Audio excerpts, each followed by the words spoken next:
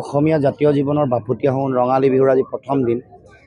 এই গৰু বিহুৰ দিনটোত সমগ্ৰ অসমবাসী ৰাইজক মই নতশিৰে প্ৰণিপাত জনাইছোঁ। সমগ্ৰ অসমবাসী ৰাইজক শ্ৰদ্ধা জনাইছোঁ আৰু সকলোৰে পৰা আশীৰ্বাদ বিচাৰিছোঁ যাতে অসম আৰু অসমৰ মানুহৰ সুৰক্ষিত ভৱিষ্যতৰ এগৰাকী যোদ্ধা হিচাপে, এগৰাকী আপোচবিহীন যোদ্ধা হিচাপে যাতে সদায় আজীৱন জাতিৰ সেৱা কৰিব পাৰোঁ, তাৰ কাৰণে অসমবাসী ৰাইজে আশীৰ্বাদ কৰিব। আৰু এতিয়া নিৰ্বাচনী যুঁজত অৱতীৰ্ণ হৈছোঁ। এই যুঁজখনতো যাতে সকলোৰে আশীৰ্বাদ, শুভেচ্ছা, মৰম থাকে, কাৰণ এই যুঁজখন অন্যায়ৰ বিৰুদ্ধে ন্যায় প্ৰতিষ্ঠাৰ যুঁজ।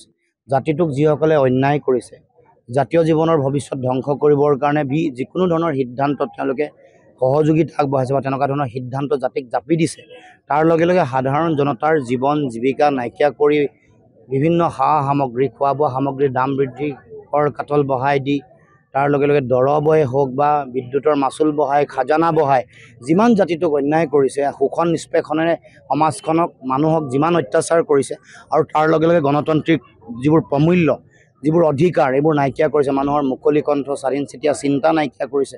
প্ৰতিবাদ কৰিলে কাৰোবাক গুলিয়াই দিয়ে, কাৰোবাক মাৰা হয়। গতিকে এই যে জংগলৰাজ সদৃশ যিটো পৰিৱেশ, সাম্প্ৰদায়িক ৰাজনীতিৰ যিটো পৰিৱেশ, ধৰ্মীয় মেৰুকৰণ কৰি মানুহৰ মাজত ঘৃণা উন্মাদনা সৃষ্টি কৰি সাতাম পুৰুষে ঐক্য সমন্বয় বৰ ভেটি যে ভাঙিছে, শংকৰদেৱৰ আদৰ্শ, চাওলুং চুকাফাৰ আদৰ্শক যে নাইকিয়া কৰিছে, ইয়াৰ বিৰুদ্ধে এইবাৰ ৰাইজে ভোটদান কৰিব লাগে।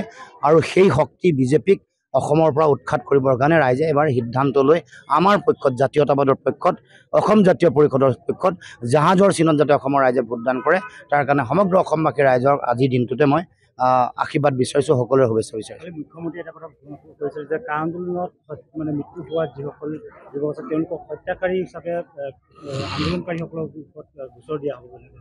তেওঁলোকেতো কোনো আইন আদালত নামানে যিকোনো কাম কৰিব পাৰে। দেশততো আইনৰ শাসন চলি থকা নাই। তেওঁ ভাবে যে তেওঁ ৰজা, যি মন যায় তাকে কৰিব পাৰে। এইটো জংগলৰাজ চলি আছে। গতিকে তেওঁলোকে যিকোনো কাম কৰিব পাৰে। আমিতো ভয় কৰা মানুহ নহয়, ভয় কৰা মানুহ তেওঁলোকহে। কাৰণ কাইলৈ চৰকাৰ সলনি হ'লে লুই বাৰ্জাৰ কেলেংকাৰী, সাৰদা কেলেংকাৰী, এইবোৰৰ নামত, উত্তৰ কাছাৰ কেলেংকাৰীৰ নামত তেওঁলোকে জেল যাব। গতিকে আমি ভয় কৰা মানুহ নহয়। তই তেওঁ কাক ভয় খুৱাব কৈছে? আমি ভয় কৰা মানুহ বুলি ভাবিছোঁ নি? ভয় নাখাওঁ আমি। আৰু যিমান তেওঁ কৈছে যে আমি ক্ষমা খুজিব লাগে, তেওঁ আচলতে এইটো এটা আটাইতকৈ ডাঙৰ কৌতুক।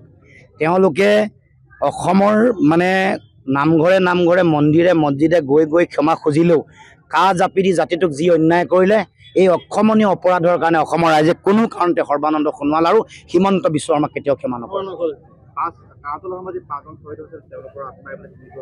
এইটো কথাই কৈছোঁ, এইটো কথাই ক'লোঁ, তাৰে উত্তৰ দিছোঁ।